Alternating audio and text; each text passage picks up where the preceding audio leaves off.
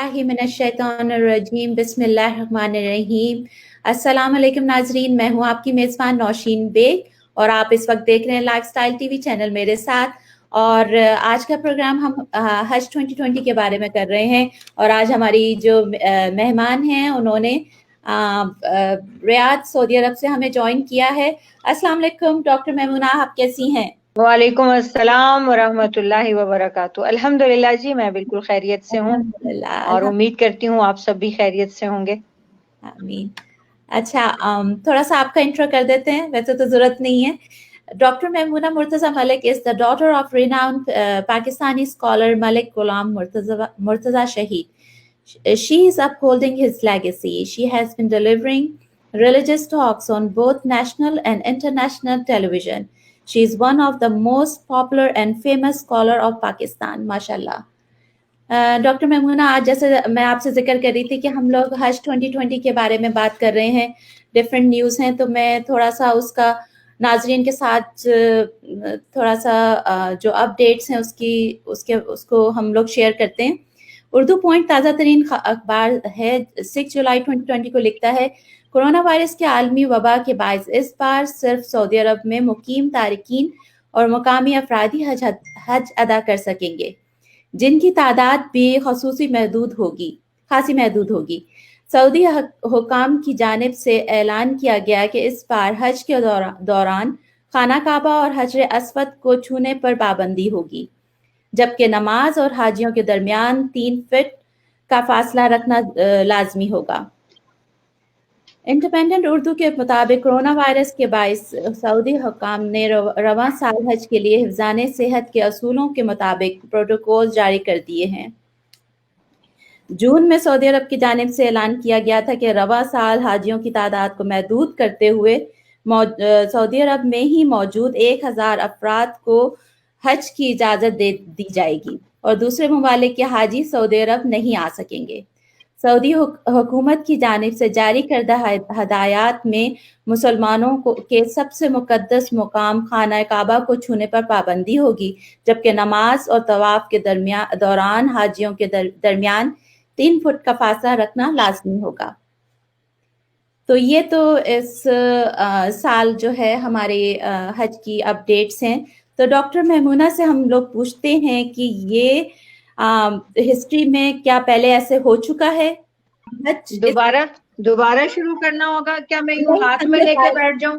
नहीं, आप बिल्कुल सही, हम लोगों का प्रोग्राम जारी है। बस मैं आपसे जो क्वेश्चन है वो हम हज के बारे में पता कर रहे थे कि इससे पहले कभी हज ऐसे इस तरीके से पहले क्या हिस्ट्री है, क्या ये फर्स्ट टाइम ऐसा हुआ है? जी बिस्मिल्लाहिर्रहमानिर्रहीम। नौशीन, ऐसा नहीं हुआ। हिस्ट्री ये बताती है कि कुछ रिवायात में तो 38 इयर्स तक और कुछ में 40 साल तक, यानी मुख्तलिफ औकात में, ऐसा नहीं है कि लगातार, लेकिन मुख्तलिफ औकात में हज पर पाबंदी लगाई गई। कभी जंगों की वजह से, कभी वबाओं की वजह से, और मक्का मुकरमा में शदीद बुखार आया और उससे अक्सर हुज्जाज मरने लगे, तो 3 साल तक मतवातर हज बंद कर दिया गया।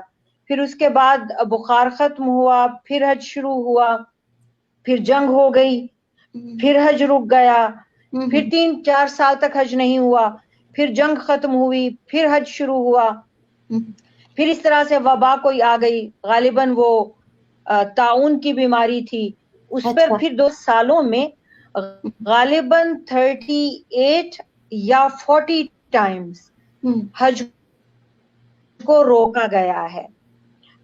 तो वबा में हज को कम से कम कई साल, 8 या 10 साल मिलते हैं हिस्ट्री में कि खास तौर से मना किया गया है अमीर मक्का की जानिब से कि आप हज नहीं कर सकते, लोगों को खतरा है, जो आते हैं हाजी वो भी बीमार होकर मर जाते हैं और अहले मक्का की भी बहुत ज्यादा अमवात हो रही थी, तो हज रोका गया। तो अगर अवार रोकने के बाद 2-2, 3-3 साल तक रुका रहा, तो ये क्यों नहीं हुआ है اس سے پہلے 38 یا 40 بار حج روکا گیا ہے، اور وجوہات عام طور سے یا جنگیں رہی ہیں اور یا وبائیں رہی ہیں۔ بخار ایک وبا تھی جو نجد میں، جو حجاز میں، جو یثرب میں، یعنی اس زمانے کے یہ ایریاز تھے جن میں جب یہ وبا آتی تھی تو اتنی بری طرح سے ہوتی تھی کہ بس اموات کی کثرت ہو جاتی تھی، اس کے باعث لوگوں کا بزنس ختم ہو جاتا تھا، اموات بہت ہوتی تھیں۔ تو اسی طرح سے حج پر بھی مسافر بہت آتے تھے تو پھر منع کر دیا جاتا تھا، یعنی اگر ایک سال حاجی آئے ہیں اور حجاج میں اموات ہوئی ہیں تو پھر اگلے سال کے لیے پیغام دے دیا جاتا تھا کہ اگلے سال حج نہیں ہوگا، اور تب تک حج نہیں ہوگا جب تک کہ یہ بخار تھم نہیں جاتا۔ اسی طرح سے طاعون پھیلا، اسی طرح سے جنگیں ہوئیں۔ اب کی وبا تو پوری دنیا میں ہے، یہ جب پہلے روکا گیا تو تب صرف اسی حجاز کے ایریا میں ہوا کرتی تھی، اور اب یہ وبا جو ہے یہ تو پوری دنیا میں ہے، خوف بھی یکساں ہے اور اموات بھی بہت کثرت سے ہو رہی ہیں، اس لیے روک دیا گیا۔ مگر ابھی جو آپ نے بھی آرڈر پڑھا ہے اس میں مقامی لوگوں کو اس کی اجازت دی گئی ہے، 10,000 کے قریب لوگ کریں گے حج، تمام ایس او پیز کو سامنے میں بھی یہ ہے کہ شرائط کے ساتھ ہیں، بیماریاں بھی دیکھی جائیں گی کہ وہ ہارٹ پیشنٹ تو نہیں ہے، بلڈ پریشر کے پیشنٹ تو نہیں ہے، ڈائبیٹک تو نہیں ہے، ایج بھی ہے منیمم 20 ایئرز ہے، میکسیمم 65 ایئرز ہے، اس کے بعد یہ ہے کہ پہلا حج ہے، تو ان لوگوں کو اجازت دی جائے گی تاکہ فرض حج کرنے والے لوگ اپنا فریضہ بھی ادا کر لیں، اور یوں حج جو ہے وہ محدود لوگوں کو اس کی اجازت دے دی گئی ہے، لاکھوں کی تعداد میں ہوتے ہیں، اور انشاءاللہ تعالی اللہ تعالیٰ سب خیریت رکھے اور پوری دنیا سے اللہ تعالیٰ اس وبا کو ختم کر دے، خاص طور سے ارض مقدسہ اور مسلمانوں پہ اللہ تعالیٰ کرم فرمائے۔ تو انشاءاللہ اگلے سال پھر اللہ کے گھر میں یہ سب رونقیں ہوں گی انشاءاللہ تعالیٰ۔ اللہ تعالیٰ سب کو واپس اپنے گھر کی اجازت دے اور ہم سب لوگ پھر سے آئیں عمرے کے لیے، باہر سے آپ لوگ بھی آئیں اور یہاں سے ہم بھی جائیں۔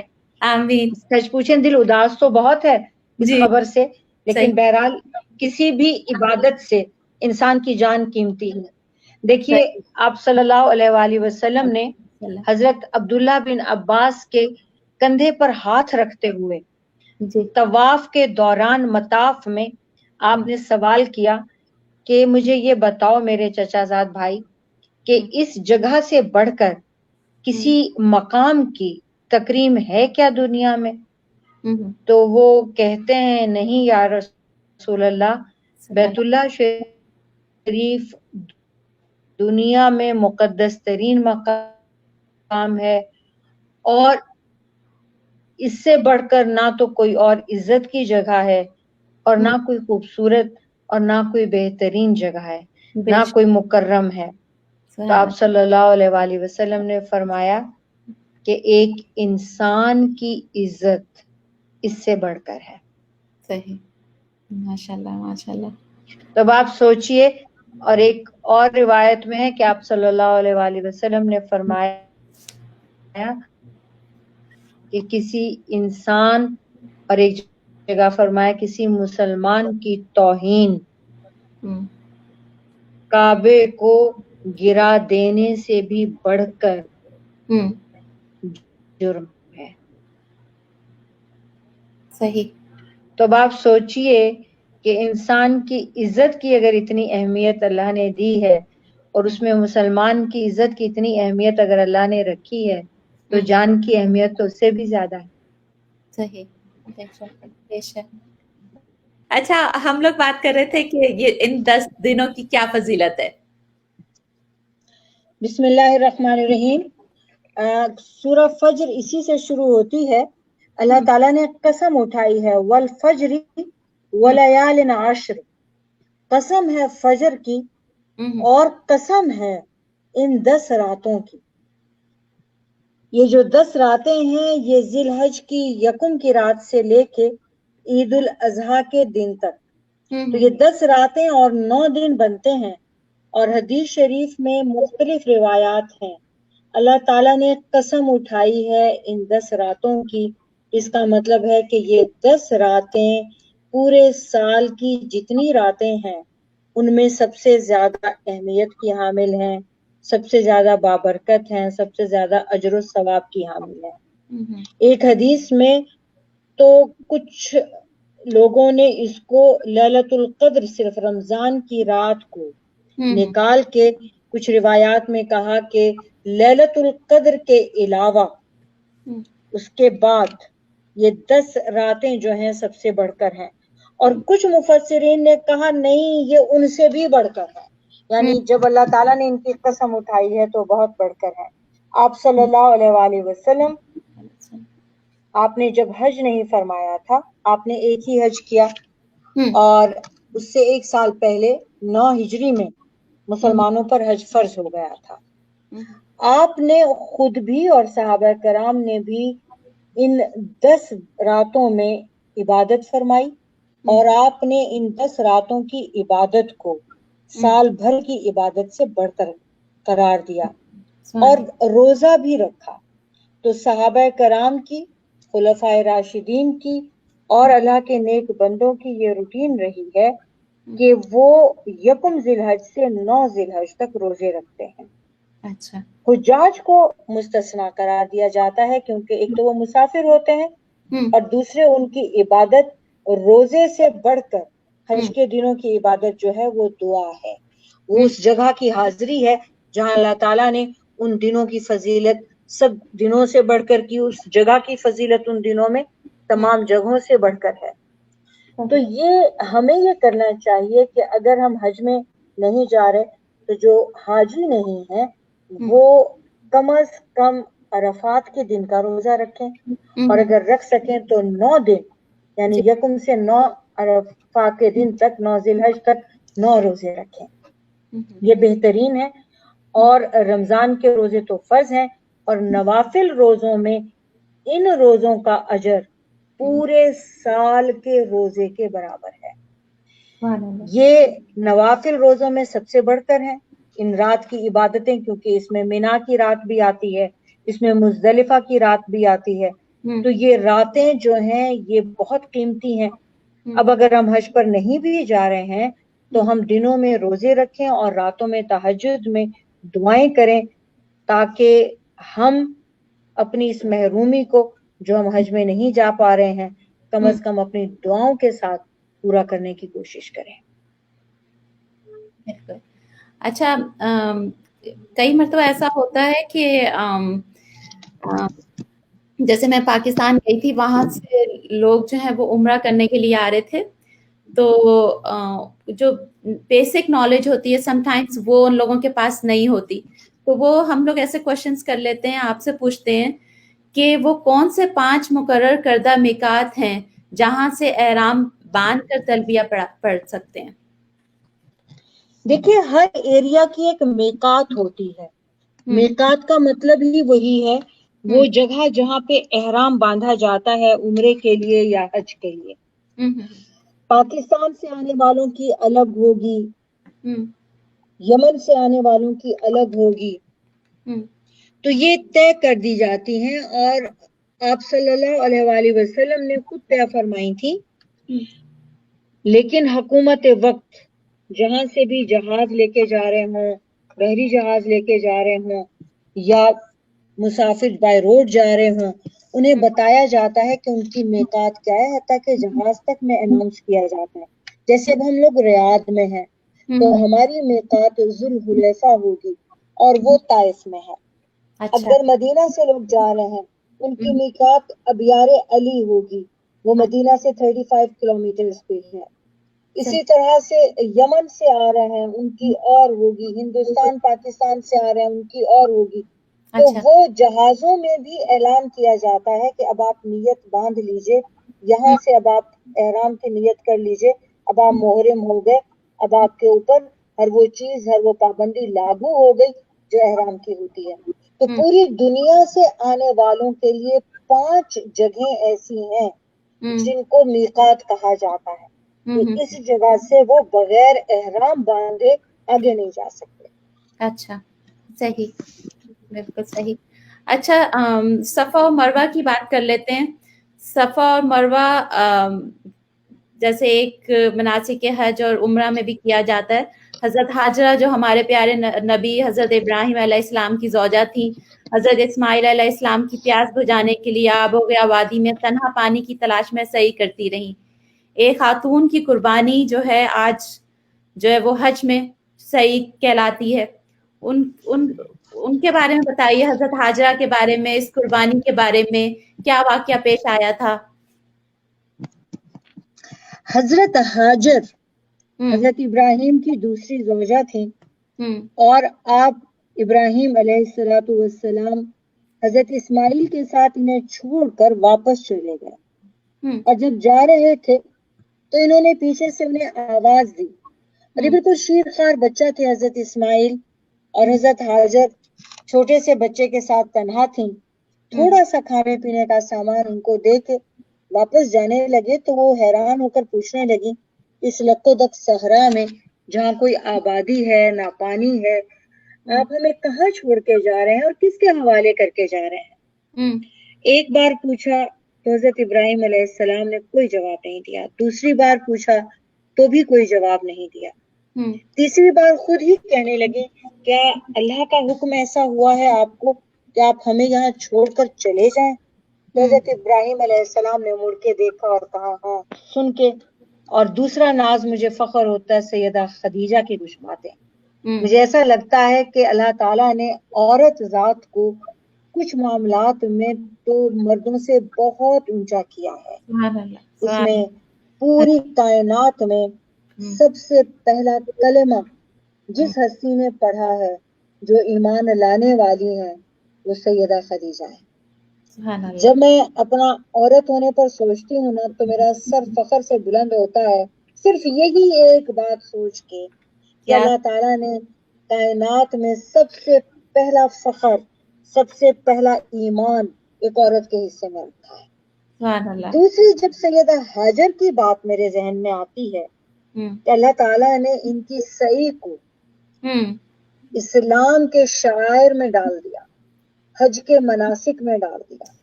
کتنا پیار کیا رب نے اس ممتا سے, کتنا پیار دیا رب نے اس خاتون کی قربانی کو, کہ رب نے اس قربانی کو قیامت تک کے لیے, اس ممتا کو قیامت تک کے لیے زندہ کر دیا. سبحان اللہ. ابھی بھی آواز نہیں آ رہی ہے, اب آ رہی ہے, اب ان میوٹ کیا تو اب آ رہی ہے جی. اچھا ایسا ہے, بیچ میں کال آئی تو خود بخود ہی کٹ گیا. اب حالانکہ میں نے سب بند کیا ہوا ہے پھر بھی پتہ نہیں کیا مسئلہ ہے. اچھا اتنا ٹچی سا ٹاپک تھا, آپ کو میرا خیال ہے ایڈٹ کرنا پڑے گا, یہ پروگرام لائیو تو نہیں ہو سکتا. نہیں, اس کو میں اسی لیے میں اس کو کنٹینیو رکھے ہوئے کہ درمیان میں جو بھی ہماری بات ہو رہی ہے تو وہ میں ایڈٹ کر دوں گی. بس ٹھیک ہو گیا. اچھا حضرت ہاجر سے ہی پھر میں دوبارہ شروع کرتی ہوں. جی. اب حضرت ہاجر آپ حضرت اسماعیل علیہ السلام کو لے کے کچھ دن ہی گزرے تھے کہ سب کچھ ختم ہو گیا. اور جب پانی ختم ہوتا ہے تو سیدہ ہاجر پریشان ہو جاتی ہیں کہ وہ شیرخوار بچہ ایڑیاں مارنے لگتا ہے زمین پہ اور پریشان ہے, پانی کی پیاس ہے, اور دور دور تک نہ کوئی پانی ہے نہ کوئی انسان نظر آتا ہے. تو یہ بھاگتی ہیں, ایک پہاڑی پہ چڑھتی ہیں, وہ جو صفا کی پہاڑی ہے, دور دور تک دیکھتی ہیں کوئی نظر نہیں آتا. پھر اس کے بعد بیچ میں میدان ہے. اب جب یہ صفا سے دیکھتی ہیں تو سیدنا اسماعیل علیہ السلام لیٹے ہوئے نظر آتے ہیں, انہیں اطمینان ہو جاتا ہے. اب بیچ میں میدان ہے, اس کے دوسری طرف مروہ ہے. اب اس میدان میں جب یہ آتی ہیں تو انہیں اپنا بیٹا نظر نہیں آتا تو دوڑ لگا دیتی ہیں. اس دوڑ کا نام سعی ہے. ویسے سعی کا مطلب کوشش کرنا بھی ہے, اور ان کی کوشش بھی تھی کہ پانی مل جائے, لیکن یہاں سعی کا مطلب بالخصوص دوڑ لگانا ہے. دوڑ پڑتی ہیں کہ کہیں بیٹا نگاہوں سے اوجھل ہے تو کہیں خدا نہ خواستہ کوئی جانور نہ آ جائے. پھر مروہ پہاڑی پہ چڑھ جاتی ہیں, پھر وہاں سے چاروں طرف دیکھتی ہیں کہ کہیں کوئی نظر آ رہا ہے یا نہیں. جب کوئی انسان نظر نہیں آتا آوازیں لگاتی ہیں, جب کوئی نظر نہیں آتا تو بیٹے کو دیکھتی ہیں کہ وہ ٹھیک ہے, کیونکہ وہ ایڑیاں رگڑ رہے ہیں, وہ ہاتھ پیر چلا رہے ہیں, تو سمجھ میں آ رہا ہے کہ بیٹا ہوش میں بھی ہے اور بیٹا ٹھیک بھی ہے. مطلب یہ دیکھیے کہ ان کو اطمینان ہوتا ہے پہاڑی پہ چڑھ کے بیٹے کو دیکھنے کا بھی, اور یہ لوگوں کو پکارتی ہیں, اور بیچ میں یہ دوڑ لگا دیتی ہیں کہ بیٹا نگاہوں سے اوجھل ہے, اور اس بیچ یہ دعا مانگتی ہیں کہ الہی میری مدد کر دے, میرا بچہ پیاسا ہے. اس لمحے میں دل میں یہ سوچتی ہوں کہ اللہ تعالیٰ کو کتنا پیار آیا ہے کہ اللہ نے اپنی محبت کو بھی ممتا سے تشبیہ دی ہے. سبحان اللہ. اللہ تعالیٰ فرماتے ہیں, حدیث قدسی ہے کہ اللہ تعالیٰ نے اپنی رحمت کا 1000واں حصہ اس دنیا میں بھیجا ہے اور 999 حصے اپنے پاس رکھے ہیں, اور وہ جو 1000واں حصہ اس دنیا میں بھیجا ہے اس میں سے بھی سب سے زیادہ ماؤں کی چھاتیوں میں ڈال دیا ہے. اب آپ یہ دیکھیں کہ رب نے اپنی محبت کو کہ وہ 70 ماؤں سے بھی بڑھ کر اپنی مخلوق کے ہر بندے سے محبت کرتا ہے. یعنی اب یہ تو انکنڈیشنل ہو گیا نا کہ وہ مانتے ہیں نہیں مانتے ہیں, نیک ہیں بدکار ہیں گنہگار ہیں واٹ ایور, اس کے بندے ہیں, بس یہی کافی ہے. تو ہر بندہ جو اس دنیا میں انسان پیدا ہوا ہے اس کو وہ 70 ماؤں سے بڑھ کر پیار کرتا ہے. اس نے اپنی مخلوق کی محبت کی مثال جب دی تو ممتا سے دی. اس تشبیہ پہ میں صدقے واری جاتی ہوں اور میں ناز کرتی ہوں کہ میں بھی ماں ہوں. صحیح, بے شک.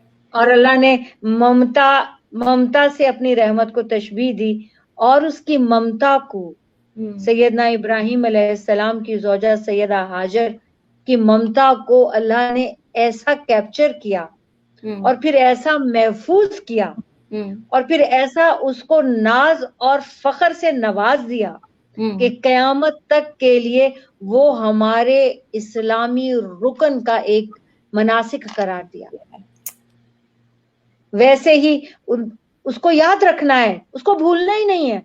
ان الصفا والمروہ من شعائر اللہ, اللہ کے شاعر بنا دیا ان دونوں پہاڑیوں کو, اللہ کی نشانیوں میں شامل کر دیا, اور اس کے بیچ صفا اور مروہ کے بیچ سعی کرنا فرض قرار دے دیا, آپ کے عمرے کا بھی آپ کے حج کا بھی. صحیح.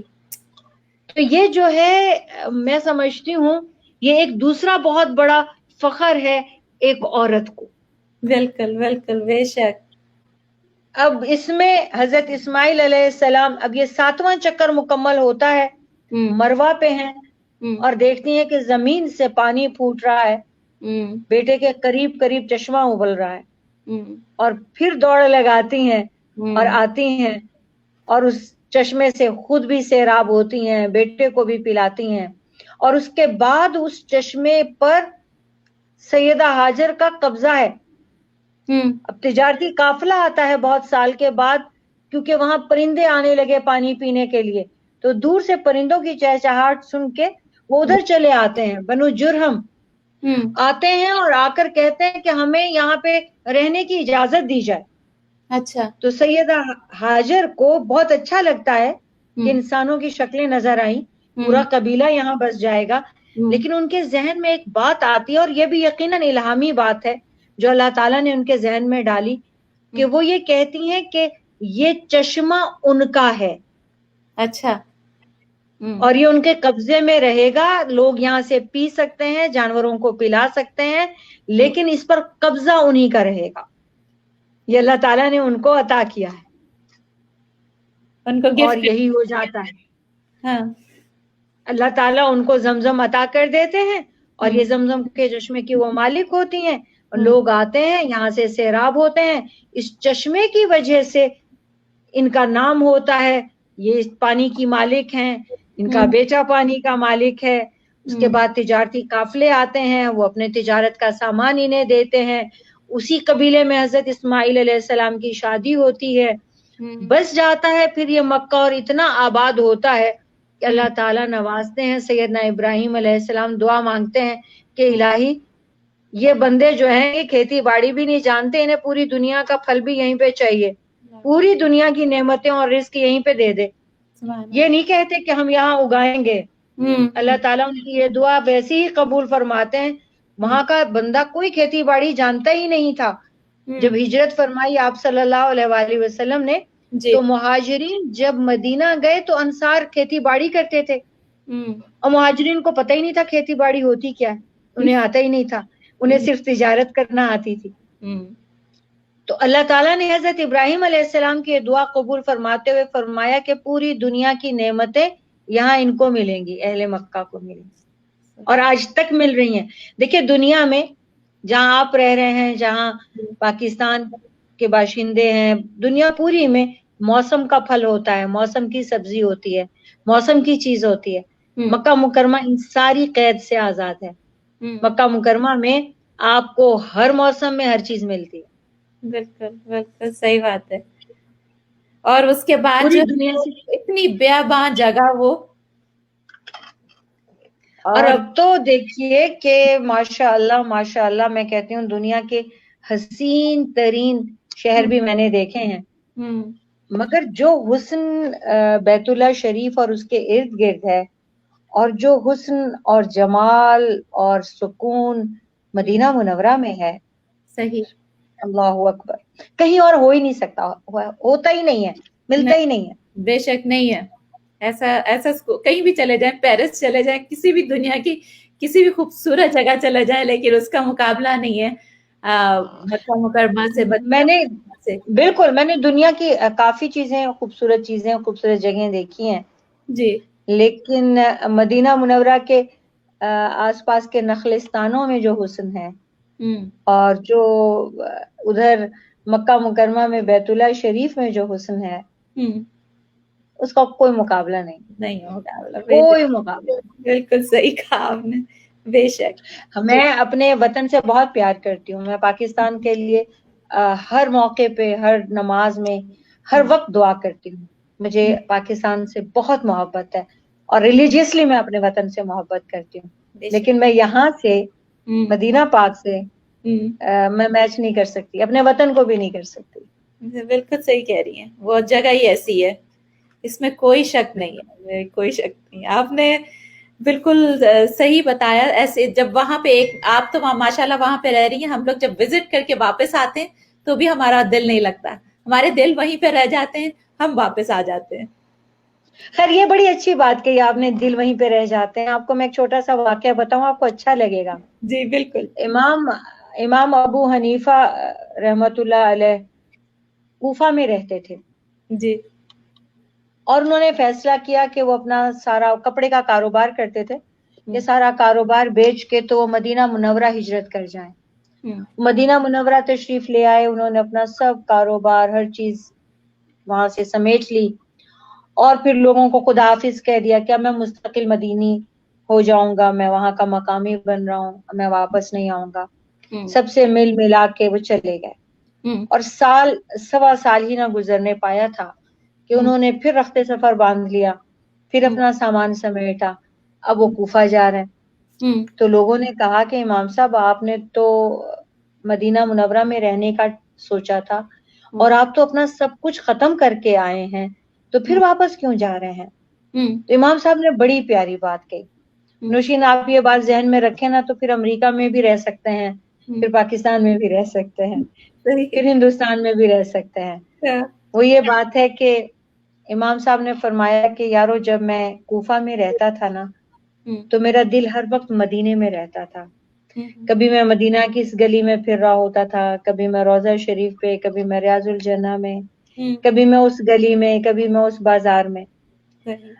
اب کچھ دن ہوئے ہیں کہ میں یہاں بیٹھا ہوں مدینہ میں, اور مجھے کوفہ یاد آنے لگا.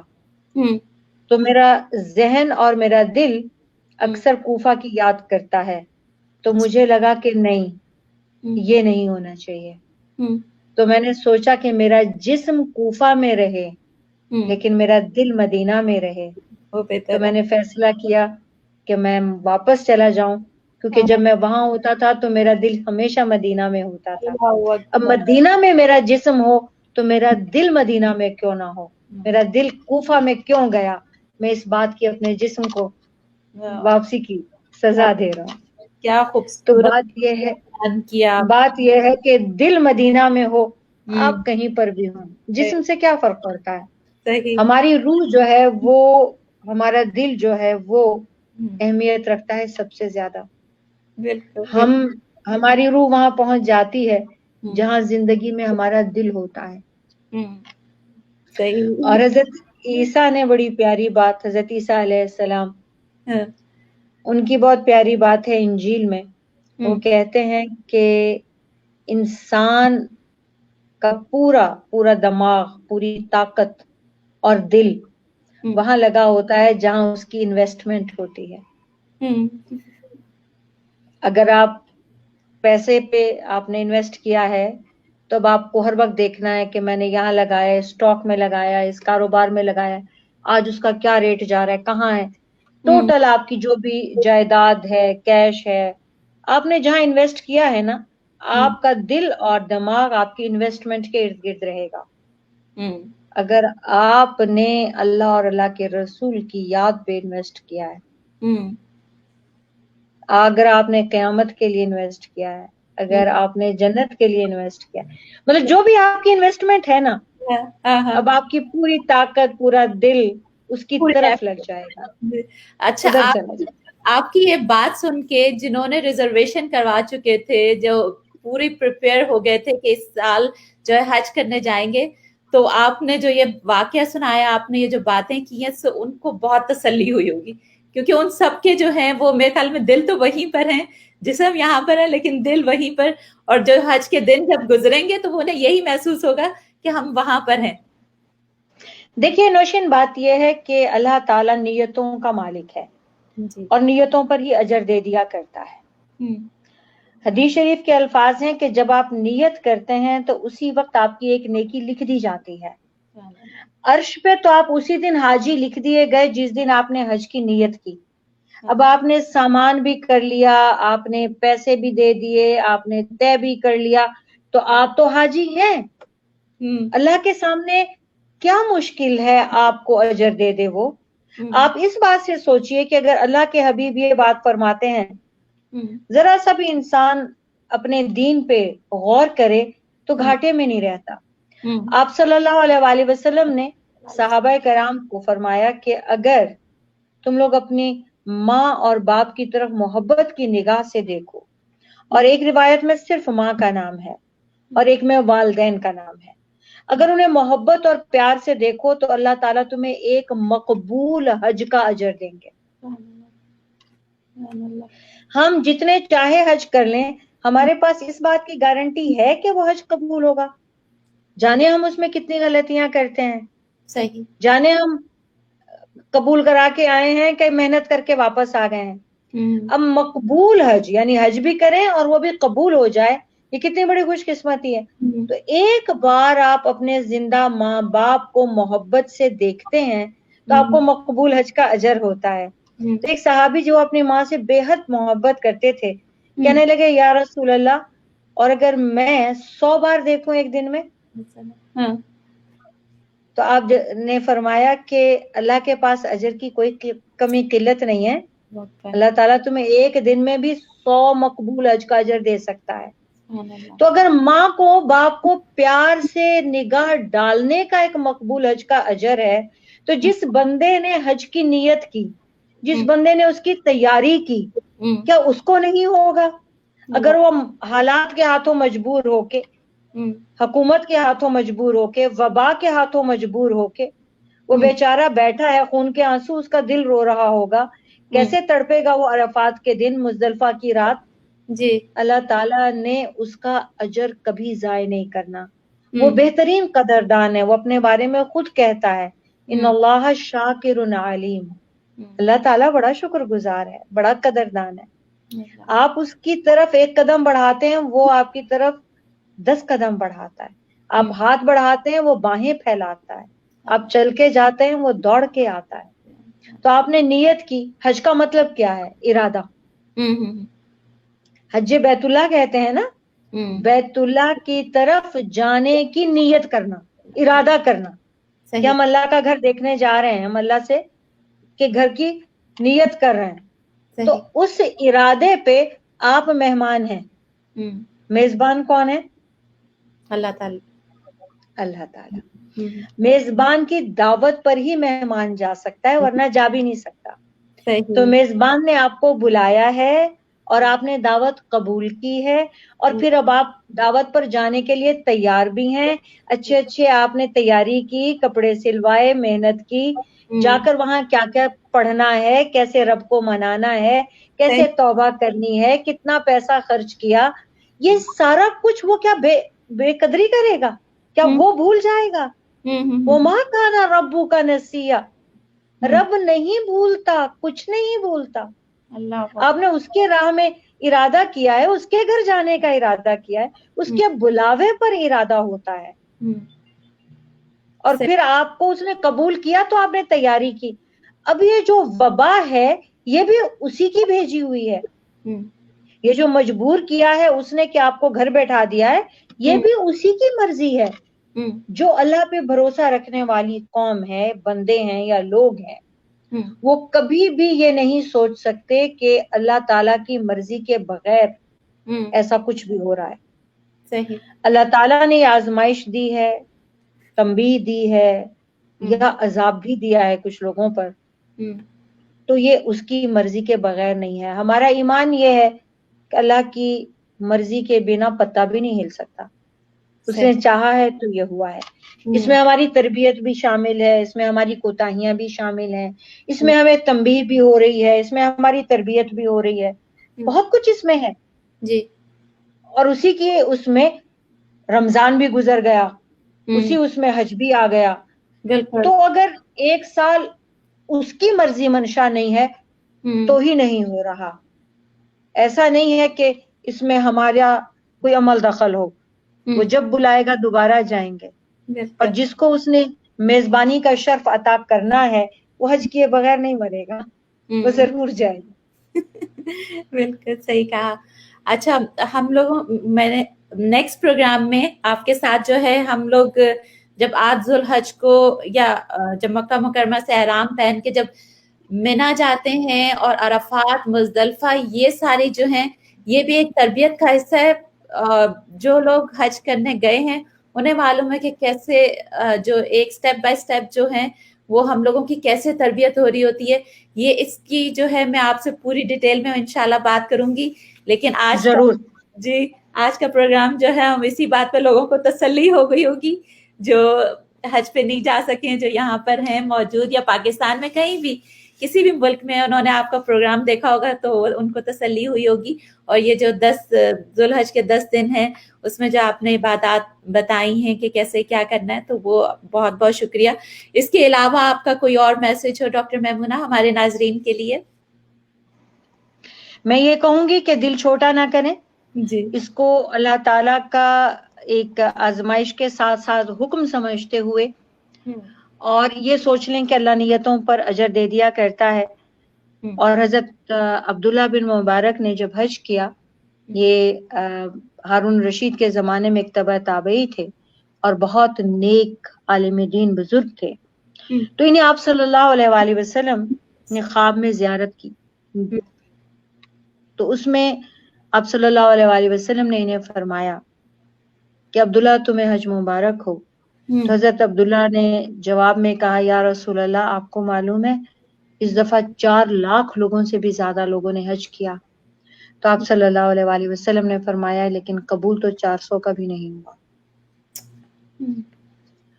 تو بات یہ ہے کہ گھاٹے کا سودا نہیں ہے, گھر بیٹھ کے مقبول حج ملا انہیں, کوئی بات نہیں.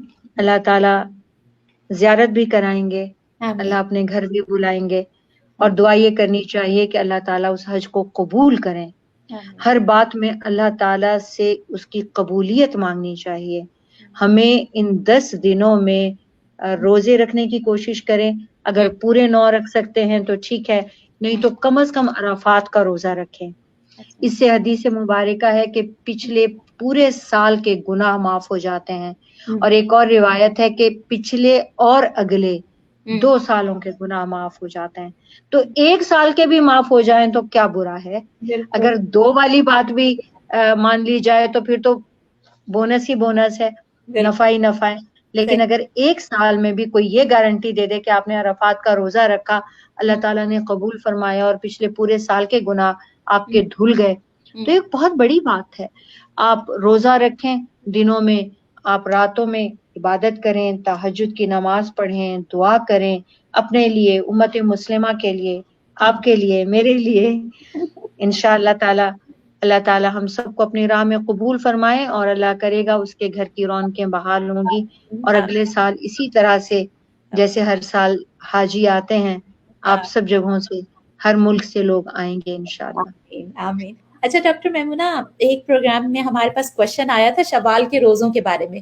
انہوں نے کہا تھا جی کہ انہوں نے پوچھا تھا کہ جو شوال کے 6 روزے میں نے رکھے ہیں, تو وہ جو قضا جو ہو گئے تھے رمضان میں, تو وہ اس میں شامل ہوں گے یا مجھے ایکسٹرا وہ جو قضا ہوئے تھے وہ الگ رکھنے پڑیں گے؟ جو قضا روزے ہیں وہ فرض ہیں. حدیث مبارکہ ہے کہ آپ 11 مہینے ہوتے ہیں آپ کے پاس, شعبان کا چاند دیکھ کے آپ صلی اللہ علیہ وآلہ وسلم اپنی ازواج مطہرات اور اپنی بیٹیوں کو ان کے گھر پہ جا کے فرماتے تھے کہ جس کے اوپر قضا روزے باقی ہیں رمضان کے وہ رکھ لیں. تو اس کا مطلب ہے کہ رمضان کی قضا ادا کرنے کے لیے ہمارے پاس 11 مہینے ہیں. لیکن شوال کے 6 روزے نوافل روزے ہیں, اور یہ صرف شوال ہی میں رکھے جا سکتے ہیں. اگر کوئی بندہ یہ 6 روزے رکھنے کے بعد اپنے قضا روزے بھی شوال میں رکھنا چاہے تو بھلے رکھے, لیکن ان 6 شوال کے روزوں کی بہت اہمیت ہے. دیکھیے آپ صلی اللہ علیہ وآلہ وسلم نے حدیث مبارکہ میں فرمایا کہ رمضان کے فرض روزے اور کچھ نوافل روزے اگر کوئی بندہ رکھ لے تو وہ سال بھر کے روزے رکھنے کے برابر ہے. ایک میں تو یہ ہے کہ رمضان کے پورے روزے اور شوال کے 6 روزے رکھ لینا پورے سال کے روزوں کے برابر ہے. اور ایک روایت میں ہے شوال کے 6, عرفات کے دن کا 1, اور محرم کے, پہلے تو عاشورہ ہی کا صرف 10 محرم کا رکھا جاتا تھا, پھر آپ صلی اللہ علیہ وسلم نے فرمایا کہ اس کے ساتھ آگے یا پیچھے 9 یا 11 کو بھی شامل کر لیں. تو صحابہ کرام رمضان کے روزے فرض, اس کے علاوہ 6 شوال کے, 1 عرفات کا, 2 محرم کے, اپنے اوپر انہوں نے لازم کر لیا تھا کہ یہ 4 روزے جو ہیں, یہ 9 روزے جو ہیں 6 شوال کے اور 3 یہ لازماً رکھنے ہیں. اچھا کچھ لوگ ذی الحج کے 9 روزے بھی ضرور رکھتے ہیں, ان کے بارے میں مستقل ایک پوری یعنی احادیث ہیں کہ ان کا اجر جو ہے بہت زیادہ ہے, بہت بڑھ کر ہے. تو بہتر یہ ہے کہ ہمیں جب جہاں جہاں سے بھی موقع ملے وہیں انویسٹ کر دیں, اور یہ انویسٹمنٹ تو وہ ہے کہ اس میں بڑھتا جائے گا, بڑھتا ہی چلا جائے گا اور ہمارے ہی کام آئے گا. بالکل, نہیں بہت اچھی انویسٹمنٹ بتائیے. ہم لوگ آپ کے ساتھ رہیں گے تو بہت اچھے بزنس وومن بن جائیں گے, بزنس مین انشاءاللہ. اس کے ساتھ ہی ہم اپنا پروگرام اختتام کو کرتے ہیں. آپ کا بہت بہت شکریہ ڈاکٹر میمونہ. اور ڈاکٹر میمونہ سے اگر آپ لوگوں کے کوئی کوشچنس ہیں روزوں کے بارے میں, یا کوئی بھی کسی طرح کا بھی کوئی کوشچن ہے, تو مجھے میسج کریں, یا ڈاکٹر میمونہ کو بھی آپ لوگ کر سکتے ہیں. اور اللہ تعالیٰ سے دعا ہے کہ یہ ہماری چھوٹی سی کوشش جو ہے اس بار اپنی بارگاہ میں قبول فرمائیں. اللہ نگہبان. ہمارا پروگرام دیکھتے رہیں life style T V channel پہ. السلام علیکم ورحمۃ اللہ وبرکاتہ. وعلیکم السلام ورحمۃ اللہ.